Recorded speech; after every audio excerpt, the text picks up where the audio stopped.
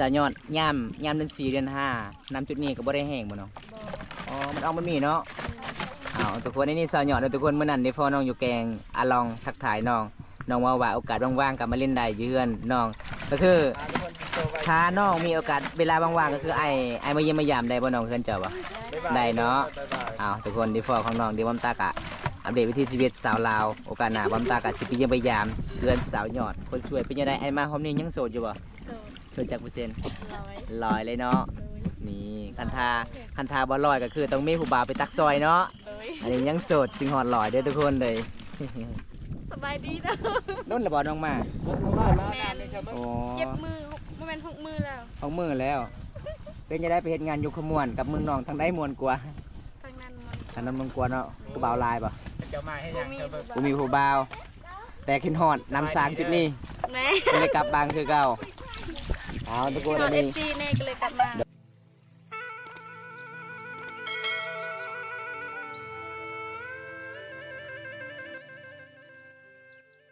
สบายดีเด้อนุ่นระบอน้องมาแมนโอ้เจ็บมือบ่แม่น6 มือแล้ว6 มือแล้วเป็นจะได้ไปเฮ็ดงานอยู่ขมวนกับเมืองน้องทางได้มวนกว่าทางนั้นมันกว่าเนาะผู้บ่าวลายป่ะเจ้ามาให้ยังกูมีผู้บ่าวแต่ขึ้นฮอดนำสางจุดนี้แม่เลยกลับบางคือเก่าทุกคนอันนี้แน่ก็เลยกลับมาโดยอันนี้แม่น้องสาวเพิ่นไปตักน้ำไปหาน้องไอเมย์เพิ่นว่าน้องสาวมึกเพิ่นไปตักน้ำเลยเด้อไปเต็มมือเสานี่ยังไม่ทันได้กลับเพิ่นว่าจักสิเวไปทางใดแม่นบ่เต็มมือเสานี่บ่โอ้ต่อคิวโอ้คิวไปคิวมันแสดงว่าคิวเจ้านี่จองเนาะ50,000 กีบเนาะบ่ได้ก็บ่กล้าเข้าเลยทุกคนเด้เบิ่งพี่น้องสาวบ้านเขาเจ้ามาล่าเด้อผู้ชายว่าทางหลังเลยสาวยังสาวยอนอันนั้นก็ผู้สาวนั่นผู้สาวพุ่นสาวบ้านพุ่นย่างเลยนี่สบายดีสาวยอนสบายดีนี่โอ้ผู้ชายบ้านนำใส่เนาะเสมอแสดงว่าชาวบ้านมาเนี่ยเขาเจ้ากระบอกกาญาติเลยเนาะอันนี้เป็นฮอดคิวเจ้าเนาะโอ้หลังหลังจากไปเห็นงานแล้วหน้าใสๆเด้อทุกคนเลยไม่ได้ใส่โดนแล้วประเทศหน้าน้องกินฮอดน้องลายเลยทุกคนวิถีชีวิตของสาวลาวเขาจะดำรงชีวิตไปตักน้ำกินเขาจะเอาน้ำกินตรงจุดนี้นะพี่น้องนี่คือสาวมาล่าเลยทุกคนเดินแล้วไปได้ของกาดีเด้อทุกคนเด้อ3 มื้อเด้อเราใส่กะเกือบรายเดือนเนาะที่ไปได้พอกันทุกคนน้องก็งามคือเก่าเท่ากว่าเก่าอีกยังบ่ฮอด18ใช่มั้ยซื้อได้ทางหลังจากสมึกเราซื้อได้ผู้สาวทางหลังน่ะสวัสดีวันดีป่ะโอ้สาววันดีคนงามสาวบ้านกล่อให้มีที่สาวสวยทุกคนเลยเจ้าสิทื่อนี่ได้สมึกตุกเจ้านี่มันหลายลีใส่เป้าบ่ได้ใส่กระสอบเนาะโอ้เจ้าย่อนจะกระตุกเจ้าน่ะ2 เป้าโอ้เกี่ยวกันยาวเลยขึ้นลงมากินน้ำ2 เป้าไปว่า2 กระสอบเลยทุกคนเลยตอนแรกแห้งหลายเนาะเพื่อนว่าจนหอดกลางคืนแล้วทุกคนเลยเพื่อสีได้น้ำกินเลยทุกคนเพราะว่าหมู่บ้านที่เขาเจ้าตักน้ำกินมันยากเลยพี่น้องหมู่บ้านช่วงนี้ก็สิหอดหน้าแรงบ้านเฮาดำรงชีวิตบ้านนองบ้านนาของชมเผ่ามังกรบ้านตะกอเมืองน้องแคนซอนาเขตเลยทุกคนภาษาเป็นทุกคนหักเลยบางคนก็อ้องลูกไปน้ำส่วนลายผู้ชายนี่บ่ได้ซอยเมียเลยผู้ชายนี่ไม่ได้กินบ่แม่นง่ายแม่นเนาะบ้านเฮาบ่มีบ่อนขายบ่น้องแต่บ่มีเงินบ่มีเงินเนาะบ้านเฮาเอิ้นว่าบ่มีเงินภาษามังกรเอิ้นว่าประเด้อทุกคนภาษาบ้านปุ่นย่างนี่เรียบร้อยเลยเนาะมาบ่ได้เลยเพิ่นว่าเว้าภาษาบ้านตะกอบ่เป็นเด้อทุกคนเลยอันนั้นคือสาวอัลล่ะเพิ่นเอาผัวทางนี้นี่เป็นหมู่หลานสาวของบ่าวไตทุกคน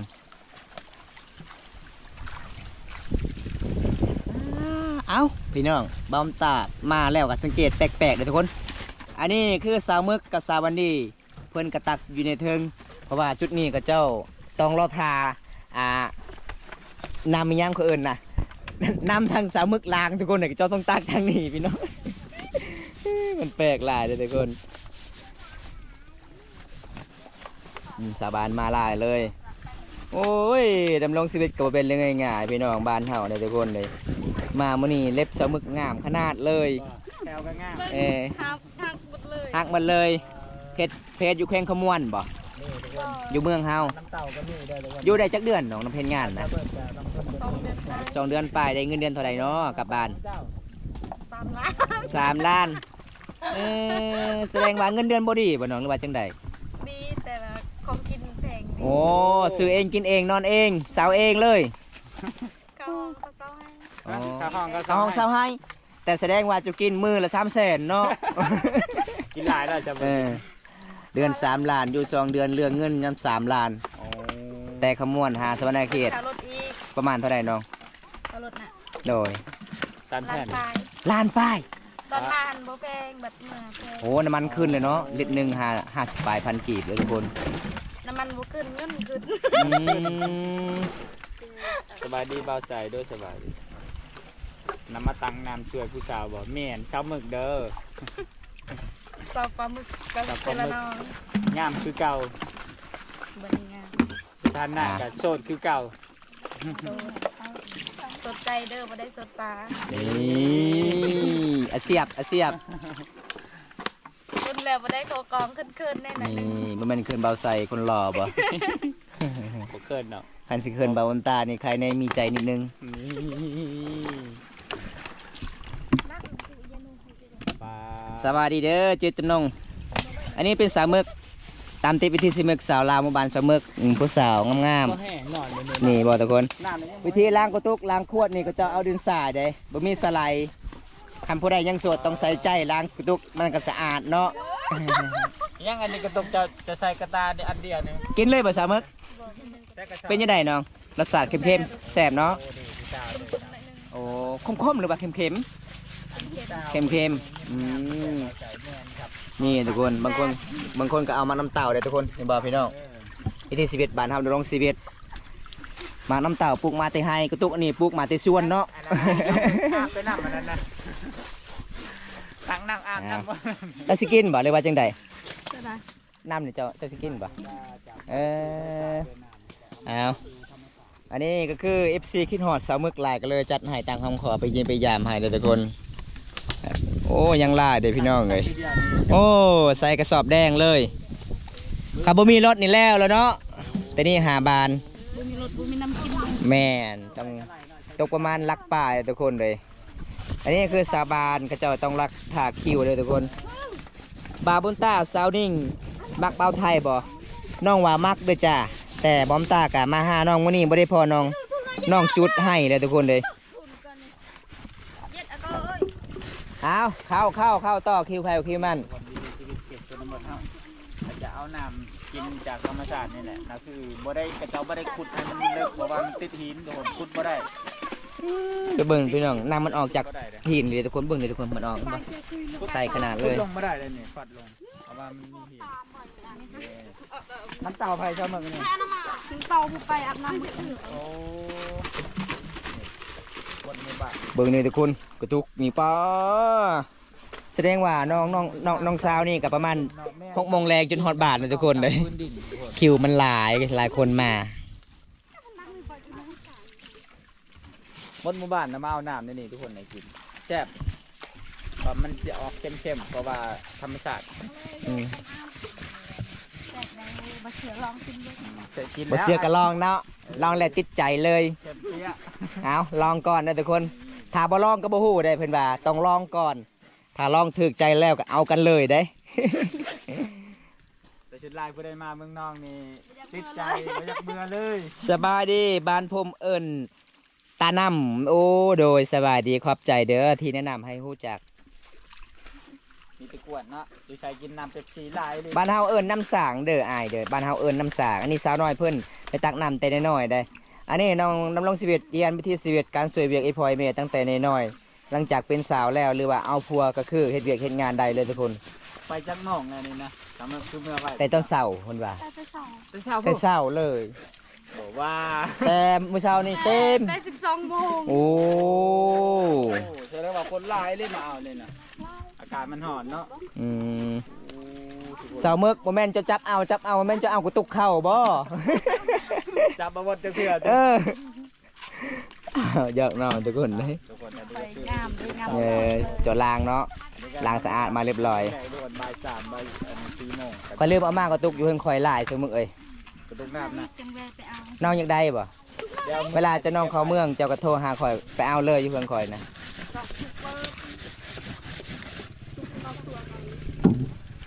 เวลาตักให้ควรแล้วก็จะมาแจ้งกระสอบนะถ้าผู้ใดเฮือนลายเนี่ยให้ตักลายเบิดแล้วก็มาตักใหม่ อันนี้รู้อ๋อ กินนี่น้ำกินยังมีหลาย เต้ เนาะ มีปลายเลยขอโทษขออภัยโอนมาเรอโอน ผู้ใด โรฮอน จะลินสงกรารแหละ เป็นยังไงเนาะสาวมึกสงกรานต์นี้มีคู่ไปนำอยู่บ่ ยัง กันยังบ่มีก็ติดต่อ FC เด้อ FC หลายๆคนยังโสดอยู่สาวมึกเสน่ห์หลายเนาะ ได้แล้วครับ พอจะกลับมายูทูบเบอร์เพียบอวบขึ้นเลยสาวขมวนป้าเป็นบ่ FC ว่าบ่สาวมึก สาวขมวนปอ เออ อ่ะยกไหวบ่น้อง อันนี้เนอะน้องมึกก็สิกลับแล้ว ยกไหวใช่ป่ะ ตุกก็เรื่องธุรกบ เอาสาวมือเก่งนะมือนั้นก็ตุกง่ายกว่านี่ เก่ง นี่มันยอมรับว่าน้องเพิ่นหามหนักไปขนาดกระตุกน้ำกระตุกบ่แม่นคุอาบน้ำบ่แม่นคุเราจะตัดกระตุก20 ลิตรเลย อืม สุดยอด เอาสาวน้อยกับสาวใหญ่นี่เพิ่นยังบ่ทันได้แล้วเลยทุกคนเพิ่นเอาดินสายล้างก่อนคำว่าล้างผ้ามันก็จะเป็นสีดำๆมันจะออกเป็นขี้เถ้าเด้แล้วก็จะต้องล้างแบบนี้เลยทุกคน เอาเบาใส่นี่น้ำอันนั้นตาปูปลา มันคนละนั่นแล้ว นี่น้ำ ปลาสิเกะนี่ได้พอดีฮอดเฮือนเฮาหิวนำสมึกเอ้ยจะมัดคักแท้แสดงว่าพอได้คบกับเจ้านี่คบเลิกยากเนาะจะมัดอีหลีหล่อเลยทุกคนเลยครบแล้วครบเลยหักจริงหวังแต่ง พูดบารมีตุกกบนะ ยามัวแต่ทำจิตช่วยน้องด้วย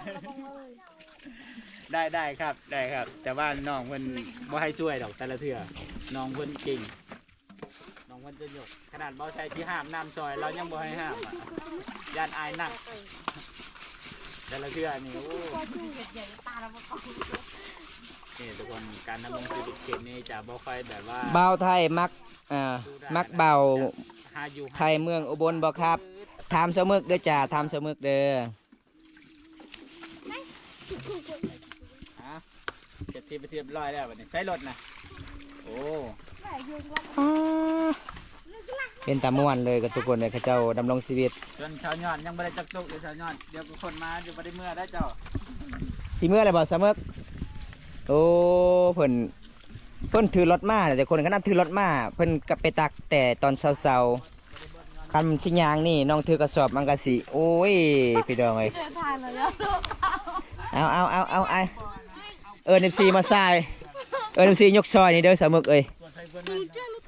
นะ เอา จะมาล่างไปล่างมาเล่นปวดจะพอจะปวดไป วืดบัดนี้ทุนน่ะทุนแล้วหน่อยมันดีนะมันทุนเลยเหรอ 1 2 3 กะกีอีลูเอ้ยมือมันสิอื้อถัก ตะเบิ้งทุกคน วืด ยักษ์ตัดแตกนี่ นี่เอานี่ทุกคนคนกสิกลับเลยเด้อ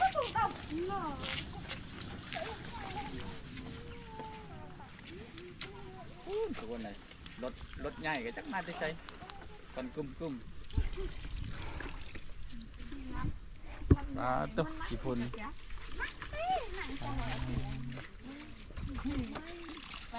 อันนี้เดี๋ยวจังหน่อยแห้งหลายคนบนหมู่บ้านเลยแหละเดี๋ยวตอนแรงๆนะหาเลาะเบิ่งผู้สาวตีบ่อใส่แม่นครับ ลูกคอนผู้ใดเนาะลูกครูเหรอซื้อจังไหนเนาะครับซื้ออีหยังเนาะหาไทยวิถีชีวิตสาวลาวให้ทุกคนได้ชมนำวิถีชีวิตตามชนบทแต่ละชนเผ่าบ่ใส่กามา ตามเบิ่งหน้าวันนี้คัน ให้ทุกคนได้ชมนำ กันเดือน5นี่นาสิมัดคือกันเนาะ บ่เบิดเด้ บ่หมดบ่ บ่เบิด อ่า เพราะว่าปีกายนี่เจ้าบ่ได้ไปบ่ มันออกแบบนี้แหละ ยามแรงได้ แม่น เออ ปีนี้มันบ้านนี่มันจะดีกว่าบ้านปกครองประเคนะแต่ เออ บ้าน ประเท บ้านประเทศ ปะย่องปะดง แต่ว่าบ้านนี่น้ำมันก็สมบูรณ์อยู่กันเขาขอดลงอีกแต่ก่อนมันจะอันนั้นใหญ่กว่านี้นะ เออ มันดินทรายมัน มันทมเบิดเวลาน้ำใหญ่เนาะ นี่เขาจะเอาดุดนี่ เออ ก็เลยเวลาฝนตกมันก็ไหลมาพี่ เคยเส้นทางใหม่นี่ อืม เอาทุกคนเลย ฮะ สาวยอดเพิ่นก็สิใส่ตุกดำอีกเพิ่นว่าตุกขาวเมื่อยแล้วลาง แต่บ่าวชัยไปครั้งแรกตอนเนี้ยแถวนี้ยังเป็นป่าอยู่เลยเนี่ยยังแบบโคกๆอยู่นะ เออ เดี๋ยวนี้แปลงมันแหละต้นไม้ก็ชีบัดแหละเขาตัดก้อนน้ำไม้หลายทุกคนธรรมชาตินี่อันน่ะคอยอยู่อันน่ะภาคเหนือของประเทศไทยโอ้คิดดอยบอกครับ เชียงรายเชียงใหม่บอกครับ โอ้เห็นแล้วก็ลำบากหลายเด้อทุกคนเลยเห็นน้องๆแล้วว่าเอ้ยน้องเขาจะมาดำรงชีวิตหมู่บ้านนี่เป็นหมู่บ้านนอกที่สุดกับแต่เมืองในทุกคนอันนี้เป็นน้ำสางทองสามหมู่บ้านเขาเจ้าไปตัก คันผู้ใดมาแต่12 โมงได้กลับประมาณ3 โมงแรงผู้ใดมา3 โมงแรงได้กลับประมาณ4 5 6 โมงแรงทุกคนเลย ให้แน่ เพราะว่ามาหลายคนบริญาตกันคิวไผคิวมันเลยทุกคน เห็นเด้อครับน่าจะออกลายออกสวนนะขโทษ ต้องคอยตัก ห แบ ลา บนี้ล่ะพี่น้อง ๆ เอ้ย ว้าทุกคนกล่องเบาใส่ตกแตกแล้วมั้ง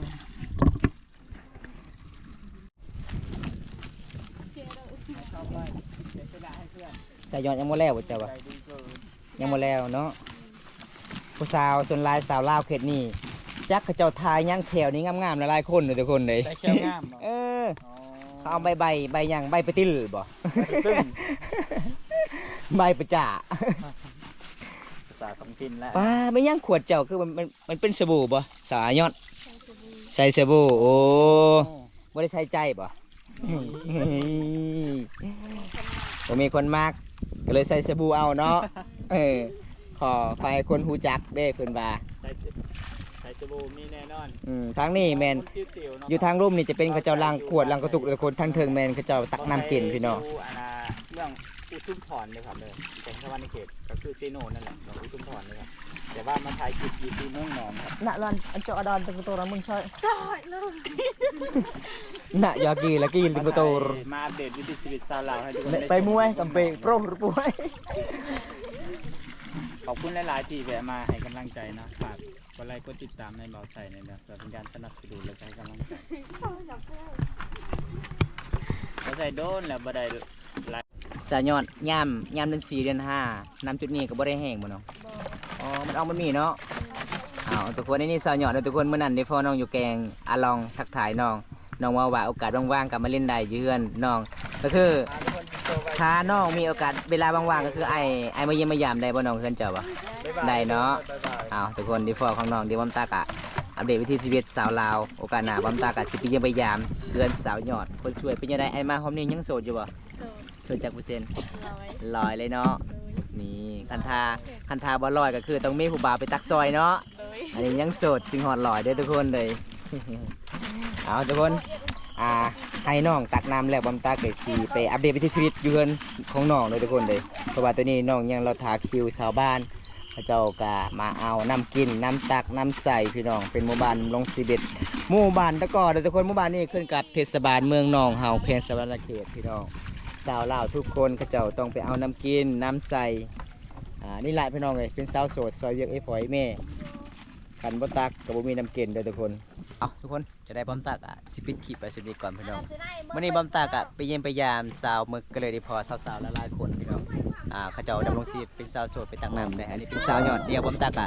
สีอัปเดตให้เอฟซีครับชมเป็นดองวิถีชีวิตสาวลาวหมู่บ้านนี้เขาเจ้าการดำรงชีวิตได้เลยพี่น้องไอ้ผมตากะสิเป็นคลิปก่อนพี่น้องไอ้เอาคลิปหน้าพอกันใหม่พี่น้องขอกล่าวคำว่าสวัสดีครับผมไปกันเด้อจ้า